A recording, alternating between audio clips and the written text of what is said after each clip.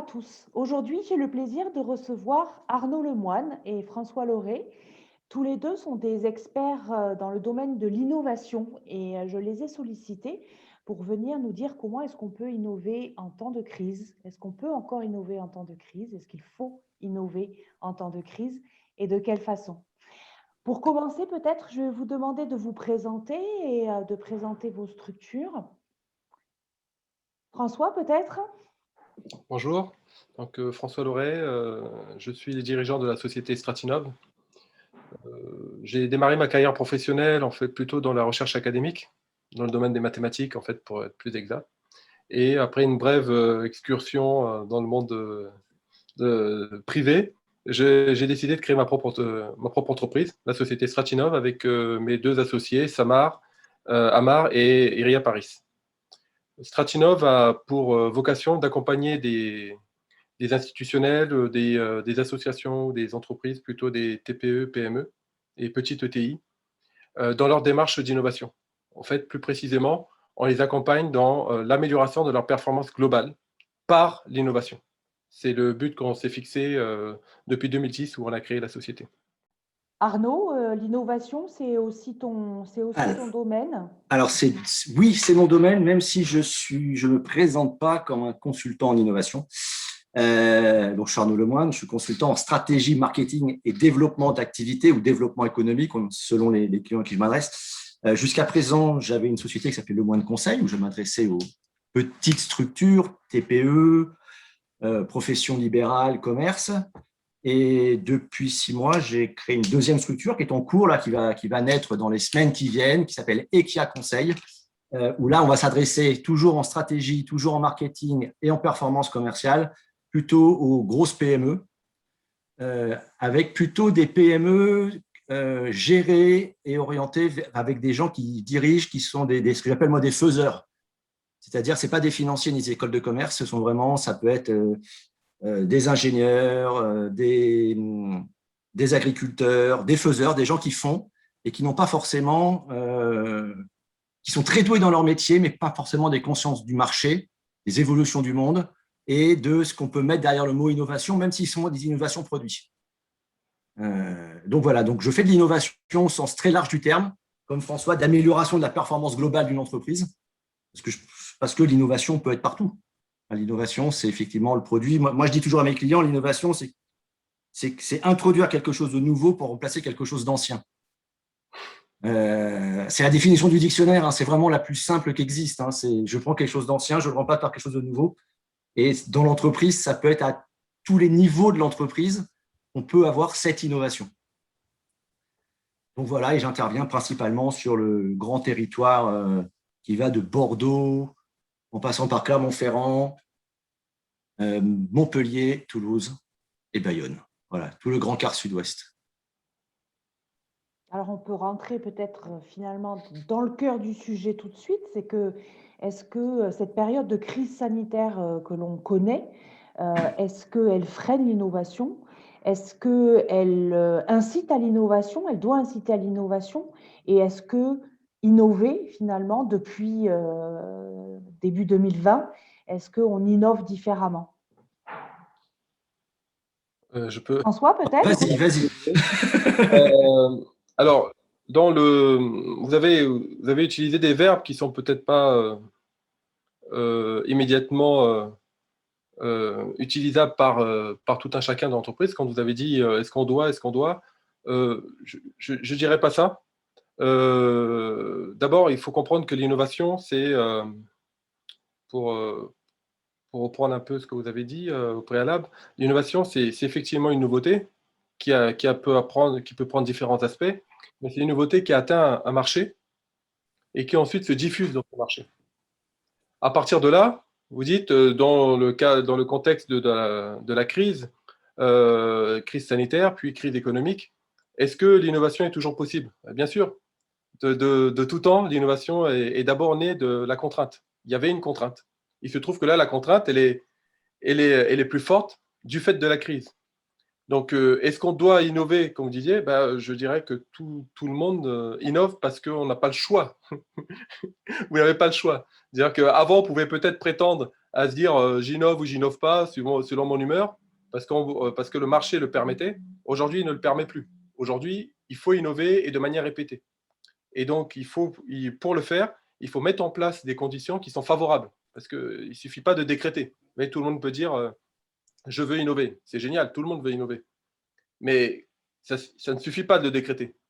Il faut le pouvoir. Et là, la crise nous met dans des conditions où on doit se poser les bonnes questions. Et si on a un terreau favorable, bien sûr qu'on peut toujours innover. Et je pense qu'actuellement, on observe de nombreuses innovations. Au premier chef, les vaccins. Regardez un peu ce qui s'est fait avec les vaccins en une année. Donc si ça, ce n'est pas une innovation qui a été contrainte par la crise, je ne sais pas ce que c'est. Arnaud, est-ce que cette Pour moi, enfin, de devoir ou pouvoir innover dans ce contexte de crise? comme le disait François, c'est plus que jamais nécessaire. Déjà, moi, je pense qu'une entreprise, par définition, se doit d'innover. Innover, ça veut dire qu'à un moment donné, on est dans un état, on a des produits, on a un service, on a un mode de management, on a une typologie d'achat, c'est-à-dire un circuit d'achat, mais que le monde, il bouge. Alors, il bouge plus ou moins vite. En ce moment, il a bougé de façon un peu figée. C'est un peu contradictoire, mais on a une espèce de cloche au-dessus de nous. D'un côté, on a du couvre-feu, de l'autre côté, on ne peut pas se déplacer d'un pays à l'autre. Enfin, il y a des choses très compliquées, donc c'est un peu figé. Mais une entreprise, elle doit toujours être en lien, être en adéquation avec son marché, les attentes des clients, au sens large du terme, voire les anticiper. Et comme le monde bouge, il faut que l'entreprise bouge. Si l'entreprise ne bouge pas, elle va rester figée dans un temps qui, au début, va être le présent, mais qui très vite va devenir le passé. Et à partir de là, elle va être obligée d'innover. Mais l'innovation peut être à tous les niveaux. Avec la crise du Covid, on a beaucoup entendu parler, il faut faire du drive pour que les gens puissent acheter. Faire du drive, quand on n'est pas dans cette culture, c'est une forme d'innovation. Mais ça veut dire derrière que quand on est en B2B, donc quand on va aux entreprises, ça veut dire que je fais du drive pour mes clients entreprises, mais ça veut dire qu'eux changent aussi leur mode d'achat. Ça veut dire qu'on peut repenser, on peut aussi faire de l'innovation dans ces achats. Relocaliser, moi j'ai des clients qui s'approvisionnaient en Chine, leur matière première chinoise a pris 800%. Ben, ils sont bien obligés de repenser, d'innover. Ils vont travailler sur la filière, innover pour faire en sorte qu'ils aient une filière d'approvisionnement plus stable. Ça peut être de l'innovation managériale aussi. Ah ouais, les managers, on est passé du présentiel au télétravail pour tous. C'est un impact pour les managers, c'est un impact pour les salariés. Donc, on peut aussi innover dans la façon d'avoir des relations avec ses salariés. Donc, l'innovation, oui, aujourd'hui, elle est, en temps normal, elle est presque obligée. Et aujourd'hui, elle est encore plus obligée. Vous avez parlé tous les deux de performance globale. Alors, la performance globale, je le rappelle peut-être pour ceux qui nous regardent et qui ne connaissent pas, c'est la performance sociale, sociétale, environnementale et également économique. Et donc, tous les deux, spontanément, vous avez abordé cette notion. Et donc, j'entends dans cette notion de performance globale celle d'un équilibre, donc d'un développement ou d'un changement harmonieux entre ces cette différentes parties et de l'activité de l'entreprise. Et donc, je suppose que vous accompagnez l'entrepreneur et l'entreprise sur le développement équilibré de ces différentes parties. Si je peux reprendre un peu dans la performance globale, c'est en fait, nous, on met le terme global pour éviter de mettre le terme économique. Parce que généralement, quand on parle de performance, on parle de performance économique. Or, pour nous, c'est qu'une composante. C'est-à-dire que quand on recherche à faire de la performance économique, bah, tout ce que vous avez dit, bien souvent, ça s'assoit un peu dessus parce que c'est pas ça qui va permettre d'obtenir la performance que l'on recherche. Et du coup, il n'y a pas non plus de notion de pérennisation ou de durabilité dans l'exercice que l'on mène, parce que bah, il faut chercher de l'argent hein, et puis sauter du coq à l'âne si besoin. Donc, derrière cette notion de performance globale, il y a pour nous la notion de création de valeur. C'est tout notre accompagnement auprès des entreprises est orienté sur la création de valeur. Et lorsqu'on cherche à créer de la valeur, évidemment, on va s'intéresser aux ressources que l'on a, donc les ressources internes, les salariés par exemple, l'organisation, nos bases pourrait pas, vous parliez tout à l'heure de clients, ben, les bases du client, ça fait partie de nos ressources. Si on doit travailler également en utilisant des matières premières, l'environnement doit être quelque chose d'important pour nous. Si on travaille avec des partenaires, eh ben, cet écosystème est également important pour nous pour pouvoir pérenniser notre activité. Il faut prendre soin également de tout notre écosystème. Dans ce sens, on regarde de manière globale. Et chez nous, chez Stratinov, on pense que pour atteindre cet objectif, il faut passer par l'innovation. C'est en passant par l'innovation qu'on peut atteindre cette performance globale.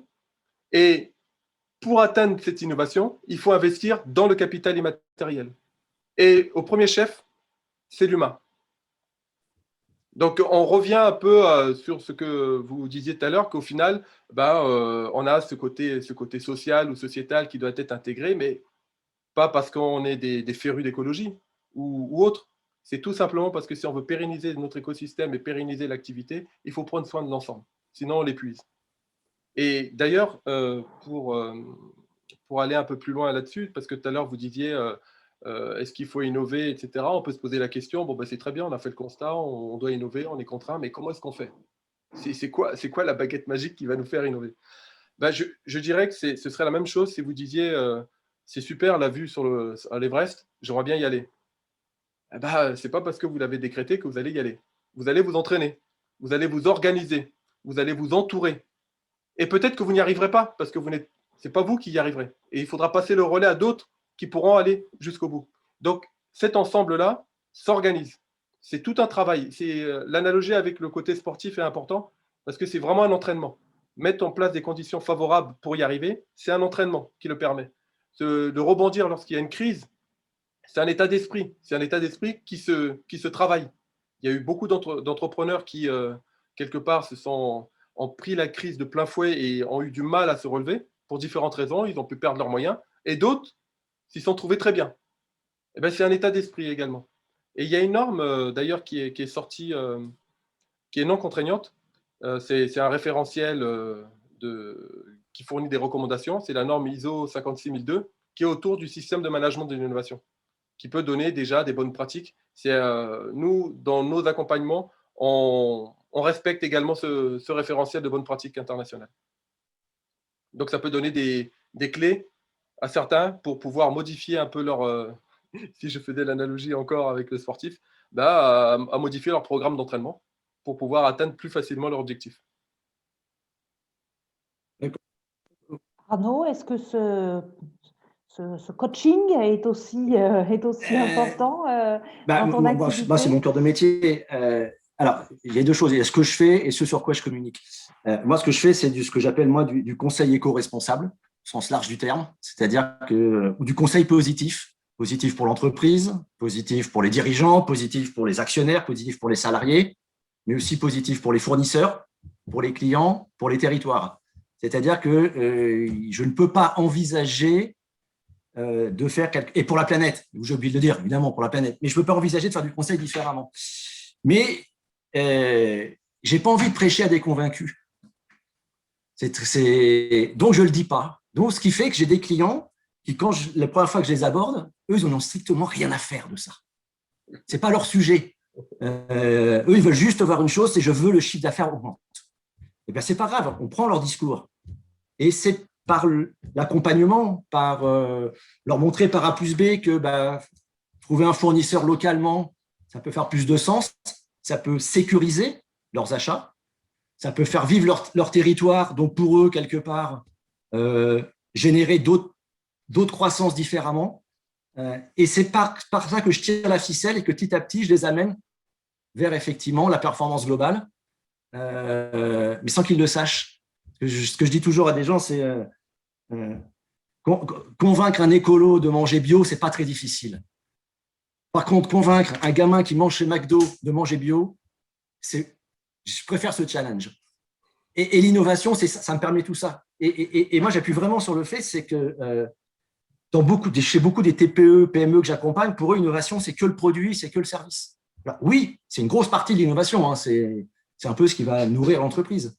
Mais ils n'ont pas conscience que l'innovation, c'est ne serait-ce que dans leur changement managérial, dans leur façon de recruter, dans la façon de traiter un fournisseur, de changer de fournisseur. C'est stratégique, un fournisseur dans une entreprise. Quand on est industriel aujourd'hui, qu'on travaille avec de la matière première, on a vu les problèmes que ça posait de ne plus avoir d'importation, où par exemple, là, on a le 12% du marché mondial qui est bloqué depuis 48 heures par un bateau qui bloque. Il y aura des impacts à un moment donné. Donc, c'est vraiment leur faire comprendre que l'innovation, c'est effectivement, comme le disait François, c'est une démarche, c'est une façon de penser pour être en posture d'innovation. Il y a un problème, donc il y a une solution. Et cette solution, je vais innover, je vais trouver une solution qui permette de régler ce problème ou répondre à un besoin. Parce que sur un marché, il faut aussi répondre à des besoins. Et comment je le fais de façon le plus positive possible pour l'ensemble de mon écosystème. C'est comme ça que j'essaie de concevoir ma relation avec les dirigeants d'entreprise quand je fais mes accompagnements. Et donc, on parle on parle là d'innovation, on a utilisé le terme de changement, et donc on évoque cet accompagnement au changement. Vous dites donc que cette crise va sans doute accélérer la nécessité d'innovation. Ce que j'entends aussi, donc, c'est que ça peut être un changement positif.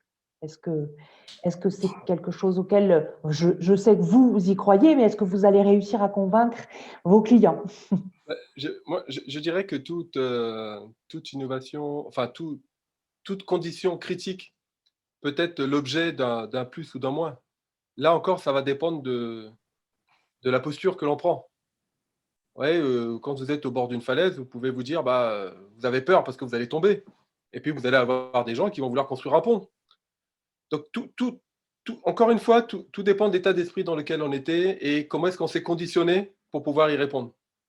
Voir des conditions aussi extrêmes que l'on vit aujourd'hui, ça peut forcer une adaptation du savoir-faire, une adaptation des produits, une adaptation finalement des conditions dans lesquelles on vivait pour se dire, bon, bah, je peux y répondre autrement. Vous voyez, si vous pouvez prendre l'analogie finalement du virus, prenons le virus. Vous avez le virus qui va s'adapter et qui va muter. De mon point de vue, une entreprise, c'est aussi un organisme vivant qui doit vivre avec son écosystème et qui lui aussi doit s'adapter et muter. Et là, on peut le faire de manière assez immédiate, parce qu'on pourrait se dire, bah, l'innovation, on n'a pas parlé de coût, mais forcément, ça a un coût. Ça prend du temps, il faut trouver de l'information, il faut trouver l'idée, etc. Et tout ça, on n'a pas le temps. Nous, on a besoin d'aller chercher des clients tout de suite.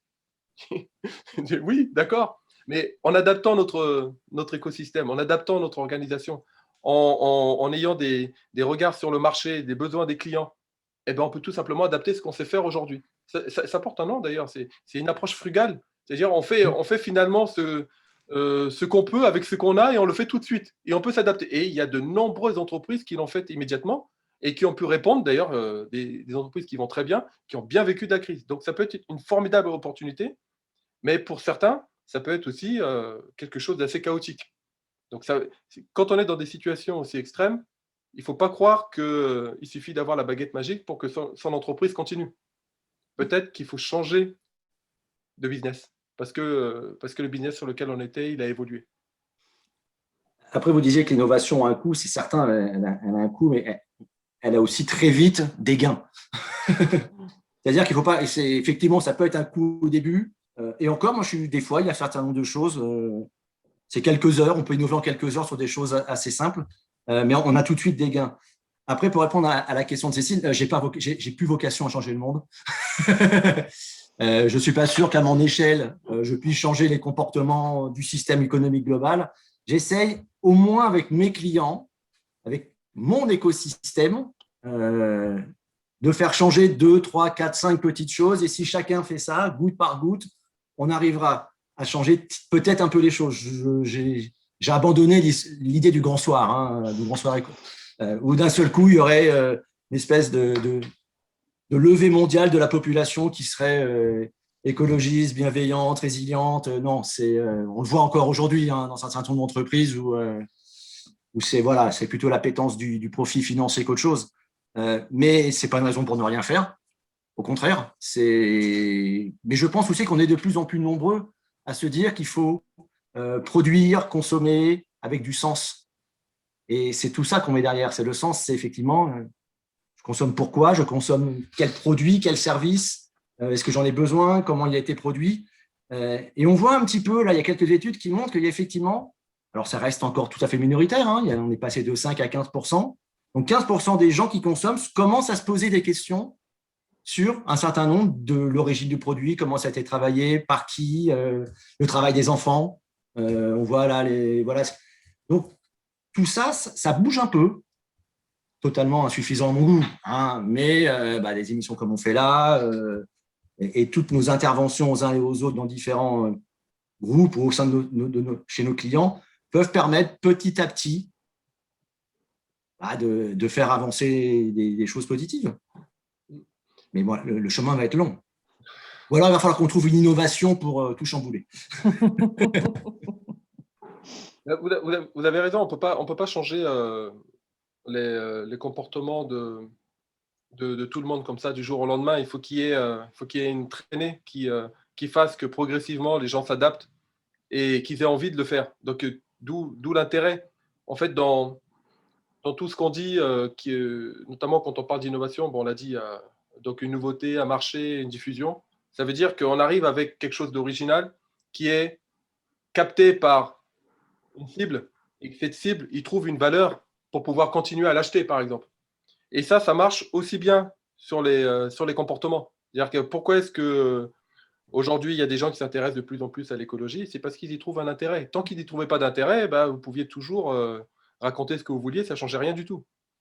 Donc l'idée est vraiment autour de cette adaptation avec tout ce qu'on veut mettre dedans. Donc quand on va parler de globalité, si on s'intéresse par exemple à maintenir des compétences en interne et que ces compétences vont être portées par des personnes, si on veut que ces personnes restent et y trouvent leur intérêt, forcément, il va falloir donner du sens, comme vous disiez.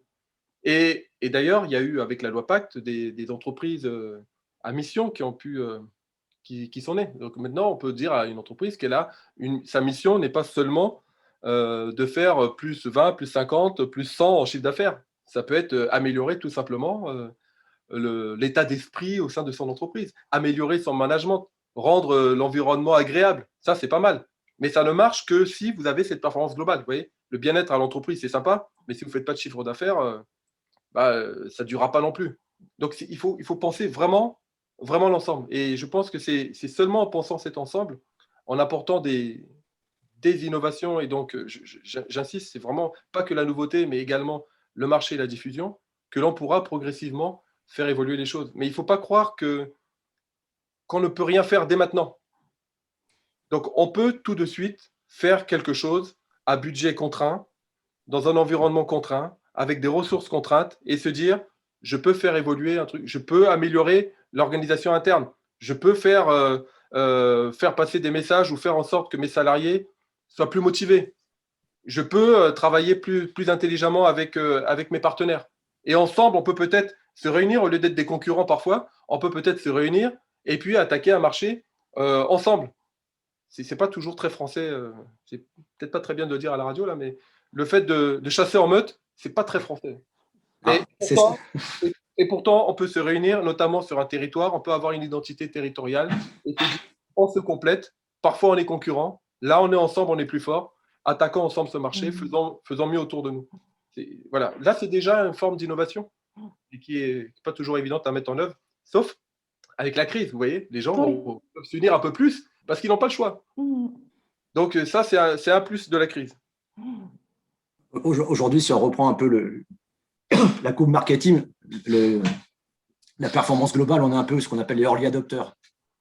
C'est-à-dire que c'est un marché qui représente 5, 10, 15, 20%, je ne sais pas exactement, à la fois des entreprises et des consommateurs. Et l'enjeu, effectivement, des années qui viennent, et peut-être, voilà, la question, c'est comment on peut profiter de cette crise globalement pour avancer, c'est que ça se diffuse encore plus largement. Hein. J'aime bien ce concept de diffusion, un peu comme le sachet de thé dans l'eau. Pour l'instant, c'est encore il faut que ça aille partout.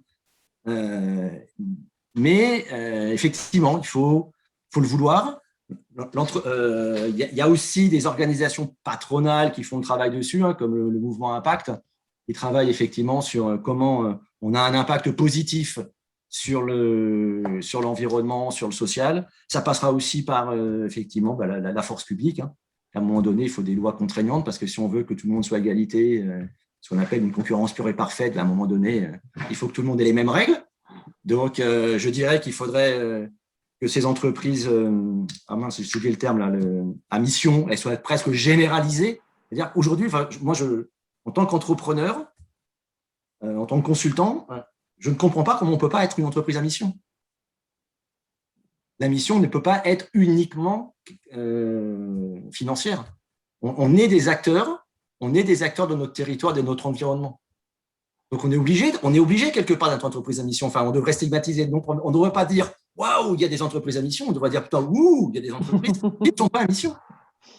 C'est comme pour le bio. On ne devrait pas dire « c'est bio ». On devrait dire « le reste, c'est chimique ». Et ce que je veux dire, c'est qu'à un moment donné, le bon devient l'exception, donc qui est presque, voilà, qui est montré. Non, c'est le reste qu'il faut inverser ce qu'on appelle les modèles mentaux sur le sujet. Mais ça va être compliqué parce que la crise, effectivement, comme disait François, il y en a qui ont bien travaillé pendant la crise. Voilà. Hein. Moi, j'ai des clients qui ont très bien travaillé, qui ont plutôt même vu leur chiffre d'affaires plutôt exploser. Il y en a d'autres qui ont le couteau sous la gorge aujourd'hui. Et moralement, psychologiquement, il y en a certains, c'est très, très dur. Donc, ça va être compliqué pour eux. Voilà, l'idée, c'est vraiment à un moment donné, on va limiter la casse. Mais moi, j'ai eu quelques restaurateurs qui m'ont rappelé que j'ai accompagné ou des professions. Alors, en ce moment, ils ne bossent pas. Hein. Là, ils essayent d'inventer le restaurant de demain. Ils essayent d'inventer la relation avec leurs clients de demain. Ils essayent de rechercher des fournisseurs totalement différemment et de repenser leur façon de travailler. Mais c'est un travail de longue haleine. Et ça remet en cause tout leur modèle mentaux. Avant, ce n'était pas compliqué. J'allais chez Métro, je prenais des trucs, je cuisais, j'envoyais. Et c'est plus possible pour eux aujourd'hui. Donc, il faut qu'ils se réinventent. Et voilà. Et c'est à nous, consultants, soit dans le nord, dans le sud, à l'est, à l'ouest, de faire en sorte que nos clients, petit à petit, commencent à comprendre l'utilité. Je pense que c'est par l'utilité, comme disait François, il faut que ça soit rentable quelque part, financièrement, sinon ça ne marche pas, tout ça, tout s'écroule.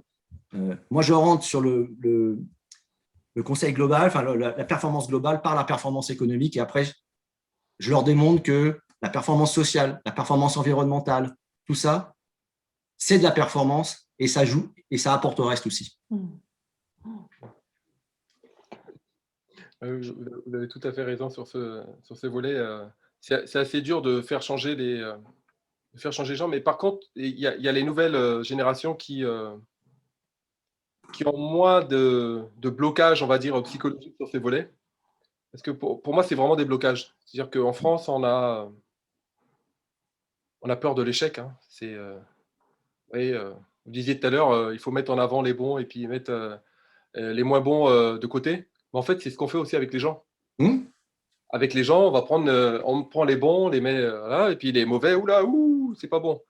Et ben, quand vous avez monté une entreprise et puis que ça capotait, et ben, vous êtes fiché partout. Hein, sauf qu'il y a eu quelques efforts pour essayer de vous déficher à la Banque de France, par exemple, mais vous êtes stigmatisé et vous n'êtes pas élevé pour subir cet échec. Dans plein d'autres pays, l'échec vous fait grandir. Donc, il y a même, dans certains cadres, on va vous confier des responsabilités mais parce que vous avez échoué plusieurs fois et qu'on sait que vous avez appris. Bah, ici, en France, si vous avez échoué, c'est bon, on ne va rien vous confier du tout. Donc ça c'est un élément qui est très important dans le cadre des entreprises parce que les entreprises ont peur de l'échec. Les gens ont peur de l'échec. Et quand on veut innover fortement, il faut prendre des risques. Donc, on prend le risque de gagner, mais on prend aussi le risque de perdre. Et si on n'est pas prêt à prendre ce risque, eh ben, on n'innove pas. Et vous allez retomber sur un certain nombre d'entreprises qui ne peuvent pas innover structurellement parce qu'elles ne sont pas capables. Je reviens à cette histoire d'entraînement tout à l'heure. C'est facile de dire, vous voulez faire le marathon, entraînez-vous, vous allez y arriver. Mais ce n'est pas vrai, en fait. Hein. Tout le monde ne peut pas y arriver. Mais c'est sûr que si vous ne vous entraînez pas, vous n'y arriverez pas. Mais ce n'est pas pour autant que vous y arriverez, même si vous le faites. Donc ça, ces notions sont très importantes et c'est celles qui vont permettre, en fait, aux entreprises de pouvoir rebondir. Parce qu'on a une crise, OK, on encaisse le coup, on essaie de rebondir. Et ceux qui rebondissent tout de suite, c'est ceux qui sont prêts. Et avec la jeune génération, eh ben, ils ont moins ces critères. Donc, du coup, il y a beaucoup d'efforts qui sont faits dans les écoles pour les amener vers l'entrepreneuriat et ils sont prêts à tester tout un tas de choses. Ça marche pas, bon, c'est pas grave, hein. Ils le font. Et ça, c'est génial. C'est génial. C'est ce qu'on retrouve dans pas mal d'autres entreprises où on a beaucoup d'entrepreneurs. Mais en France, on pêche beaucoup là-dessus. Vous voyez, vous allez plutôt, d'ailleurs, je ne sais pas, vous avez des enfants, vous allez leur demander de trouver un emploi stable Non. pour qu'ils puissent construire leur vie, par exemple. Vous n'allez pas avoir beaucoup de parents qui vont leur dire fais ton expérience maintenant, c'est pas grave, tu vas te planter, tu vas rebondir. Voilà. Ça, c'est un gros problème pour les entrepreneurs. Et ce qu'on apporte, nous, aux entreprises, c'est une fois qu'on est rentré dans cette mécanique qui, pour nous, passe par… on travaille sur du management de l'innovation et du financement de l'innovation. Et on met tout ça ensemble. Donc, quand on va rentrer dans ces mécaniques, progressivement, on va prendre du recul sur ce qu'on appelle, nous, le global, mais qui est finalement le développement de l'entreprise. Pour que l'entreprise puisse se développer, il faut qu'elle regarde un peu partout, elle ne peut pas regarder qu'à un seul endroit. Sinon, elle risque, à un moment donné, de se planter, tout simplement. Et ça, c'est particulièrement important. C'est un peu, d'ailleurs, ce que vous disiez tout à l'heure. C'est clair que le vocabulaire en France, c'est on prend des risques. Aux États-Unis, on tente sa chance, mais en France, on prend des risques. Le vocable est très symptomatique un peu de notre état d'esprit. Après, effectivement, pour moi, le plus grand risque de l'entreprise, c'est pas d'innover. Parce qu'effectivement, innover, on peut se planter. On peut se planter. C'est ce que je travaille beaucoup avec le concept d'effectuation. C'est ce que j'appelle la perte acceptable. C'est combien je mets sur la table pour innover. Je sais que si je réussis, tant mieux. Si je ne réussis pas, je sais ce que je peux perdre potentiellement, mais je maîtrise cette perte. Mais ne rien faire est mortifère. Mais il faut que tous les chefs d'entreprise comprennent, c'est-à-dire que même l'artisan commerçant du coin de la rue, moi, mon boucher innove. Il innove comment ? Il demande aux clients, vous aimeriez voir quoi dans ma boutique ? Qu'est-ce que vous mangez ? Comment vous cuisinez ? Et tout ça, ça lui permet de faire évoluer son étal. Il évolue, c'est-à-dire qu'il innove dans les produits qu'il propose. Mais à tous les niveaux, l'innovation peut se faire. Que ce soit dans la toute petite TPE du coin qui va s'adapter à sa clientèle. Enfin, pour moi, la meilleure façon d'innover, c'est de discuter avec ses clients. De quoi ils ont besoin, comment ils apprécient le produit, qu'est-ce qu'ils aimeraient trouver, qu'est-ce qu'ils aimeraient qu'on améliore dans le service, dans le produit, dans le design, peu importe. C'est partout l'innovation. Et c'est en écoutant qu'on arrive derrière à suivre le marché et à anticiper. Moi, j'ai été restaurateur il y a très, très longtemps. Je m'étais fait plaisir. À une époque, j'avais ouvert un restaurant dans les années 2002-2003. J'avais mis des repas végétariens dans un restaurant type brasserie à Paris. Donc, repas végétariens, du quinoa et du vin bio. Et j'étais ouvert le lundi. Alors, on me disait, mais Arnaud, t'es fou, le lundi, il n'y a personne. Si, le lundi, il y avait tous les autres restaurateurs qui étaient justement en week-end et qui ne bossaient pas. Donc, ils venaient, j'étais plein le lundi. Et j'avais une clientèle de gens fidèles. Ils n'allaient pas manger une entrecôte tous les jours. Ce n'était pas possible. Donc, en leur proposant des alternatives plus innovantes de qualité, ça leur a permis, au lieu de venir 2 fois par semaine, de venir 3 ou 4 fois. Donc, j'étais dans des meilleures conditions, j'avais du bio, j'avais moins de viande et plus de clients. Tout le monde était gagnant. Mais c'est aussi parce que j'ai analysé mon environnement, les besoins de mes clients, leur comportement, ce que faisaient les autres. Bien évidemment, à un moment donné, il faut aussi analyser son marché, les concurrents, ce que fait l'État, effectivement, les aides de l'État, pour pouvoir proposer des choses qui sont, alors je ne dirais pas disruptives, parce qu'on ne va pas inventer l'ampoule électrique tous les ans, mais qui sont différentes des autres, ce qui permet, dans une logique plutôt positive pour tout le monde, de faire avancer son entreprise et de se faire avancer soi-même. Mais ce qui peut manquer, justement, c'est ce regard sur cette acquisition de connaissances qui est d'observer les clients, nos clients ou nos futurs clients, parce que si on veut aller sur d'autres marchés, il faut aussi observer ses futurs clients, d'avoir des regards sur le contexte réglementaire, des regards sur les connaissances et ramener tout ça au sein de l'entreprise pour le triturer et en faire quelque chose, faire émerger des idées, puis décider de lancer des projets. C'est un des éléments qui manque beaucoup dans des entreprises, soit parce qu'ils n'y trouvent aucun intérêt, soit tout simplement ils n'ont pas les compétences pour le faire. Et parfois, elles ont beau dire que c'est stratégique, elles ne se laissent pas la possibilité d'y arriver. Donc ça me permet de rebondir sur ce qu'on disait tout à l'heure en termes de coûts. On a dit tout à l'heure, l'innovation, ça coûte. Mais c'est effectivement ce que disent les gens. Mais si on inversait en disant que l'innovation, c'est un investissement pour l'avenir. Donc là, ça change la donne. C'est un investissement stratégique pour l'avenir. Donc, une fois que vous avez dit que c'est un investissement stratégique pour l'avenir, ne venez pas me dire que vous n'avez pas le temps à y consacrer. Donc, tant qu'on reste en se disant « j'ai pas le temps, il faut que je fasse ci, que je fasse ça », j'arrive jamais à dégager la moindre minute pour pouvoir me consacrer sur, finalement, la stratégie de mon entreprise, ce que veulent mes clients, quelles sont les nouvelles connaissances qui sortent, comment est-ce qu'agissent mes concurrents en France, à l'international, etc. Ben, finalement, je reste suiveur. Donc, il ne faut pas… c'est très bien, ça peut être très bien aussi, hein, ça peut être une approche qui peut marcher, mais il faut pas se faire des mauvais films. C'est-à-dire que soit on décide d'être suiveur, on l'assume, soit on veut être innovant, il faut investir dans l'avenir. Et donc, il faut dégager du temps. Et parfois, c'est un investissement qui ne va pas payer tout de suite. Donc, c'est assez parfois dur à entendre pour des petites entreprises, mais elles sont en train de préparer leur avenir. Donc, si elles veulent quelque chose de durable, à un moment donné, il faut bien investir. On n'a pas le choix. Et même dans les grandes structures, hein, prenez des grandes entreprises, elles vont dégager un peu de temps. Et parfois, pour vraiment innover, puisqu'elles-mêmes ne le font pas, elles vont chercher dans des petites structures qui, elles, ont pris le temps de le faire. Et puis, elles vont les absorber. C'est structurellement en difficulté de le faire elles-mêmes. C'est vrai que les dirigeants, aujourd'hui, moi, j'explique à mes clients qu'il faut qu'ils aient un œil sur la ligne de trésorerie et un œil sur la ligne d'horizon. L'horizon étant l'innovation. Le problème, c'est qu'ils sont pris par le quotidien aujourd'hui. Moi, j'accompagne beaucoup d'entreprises qui ont eu de la forte croissance. J'accompagne une boîte, ils sont passés en 7-8 ans de 3 dans un garage à 150 personnes, avec une usine de 14 000 m². Donc, ils sont nés dans le guidon au quotidien, c'est-à-dire qu'il faut recruter sans cesse, il y a des gens qui partent, qui viennent, il y a des problématiques. Ils n'ont pas le temps, ils n'ont pas l'énergie, ils ont conscience qu'il faut le faire. Et nous, notre boulot de consultant, c'est aussi de les aider à prendre du recul, de se temporiser un peu, de se dire, attendez, on se pose, on réfléchit un peu, on prépare ce travail, nous, avec des ateliers de design de services ou autres, et on les aide à prendre du recul par rapport à leur pratique, du recul par rapport à leur marché et par rapport à ce qu'ils font. Et c'est cette prise de recul, d'avoir un effet un peu travelling arrière, qui leur permet de se dire, ouais, effectivement, il faut que j'innove, il faut que j'y aille. Je n'ai pas les compétences, hein, toujours en interne pour le faire. J'ai des compétences métiers, j'ai des compétences fonctionnelles, mais avoir effectivement l'apport de quelqu'un extérieur qui va les challenger, qui va leur apporter aussi de l'expérience d'autres secteurs d'activité, d'autres expériences, ça permet aussi d'accélérer les choses. Et que ce soit, à mon avis, François ou moi dans ma boîte, c'est ça qu'on apporte à nos clients aussi, c'est du recul, de l'expertise et aussi toute l'expérience de nos différents consultants qui se mettent au service d'une société à un moment donné, et c'est des forces de frappe. À un moment donné, c'est pour mettre un coup de boost dans l'entreprise.